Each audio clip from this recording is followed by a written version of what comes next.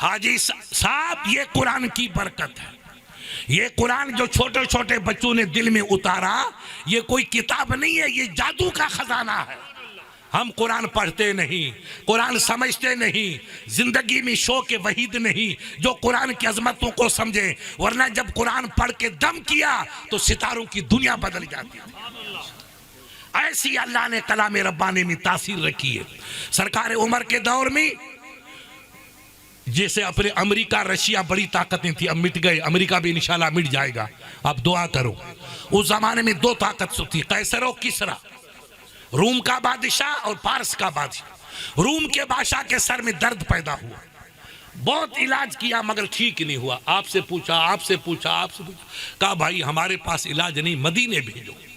मुसलमानों का खलीफा, उनका दबदबा था उमर का, वो कोई आपको इलाज, कोई नौकर आ गया, बादशाह का नौकर, सरकार हमारे बादशाह के सर में बड़ा दर्द है, कभी ठीक नहीं हो रहा है।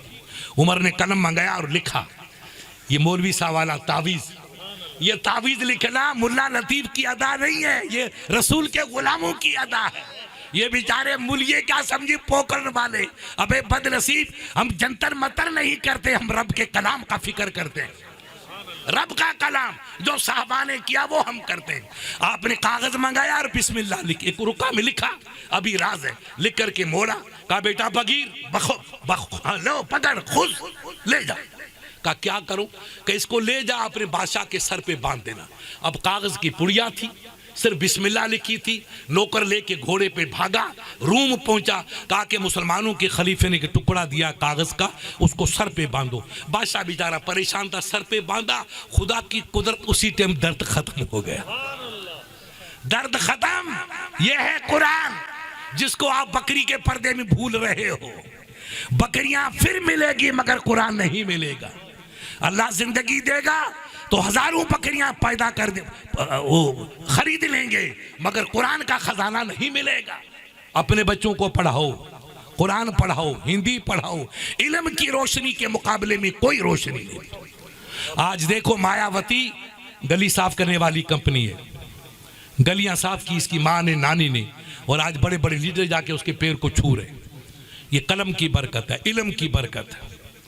अपने बच्चों को पढ़ाओ, दुनिया भी पढ़ाओ, दीन भी पढ़ाओ।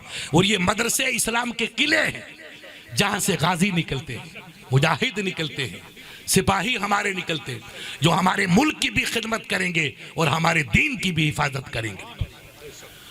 खुदा की कुदरत, हाजी साहब वो कागज का टुकड़ा बांधा और बादशाह का सर का दर्द चला गया। उसको सुकून मिला। का सरकार अमर का बड़ा शुक्रिया, अब शुक्रिया का खत लिखो, उनको शुक्रिया अदा करो कि आपकी मेहरबानी से मेरा दर्द चला गया। तो लोगों ने कहा हजरत देख तो ले कि ये खत में है क्या जादू, कागज के टुकड़े में तो क्या है। अब टाकड़ खोला तावीज और खोला तो उसमें लिखा हुआ था बिस्मिल्लाहिर्रहमानिर्रहीम। अब बादशाह ने कहा तू नहीं जाएगा बेटा, मैं खुद साथ चलूंगा।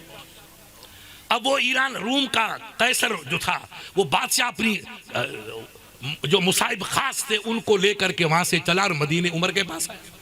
सरकार उमर से कहा हजरत ये क्या है? तो उमर फारूक ने फरमाया बेटा मेरे महबूब पर जो कुरान उतरा है उसकी 6666 आयतें हैं। उन आयतों में से एक आयत बिस्मिल्लाहिर्रहमानिर्रहीम, ये एक आयत।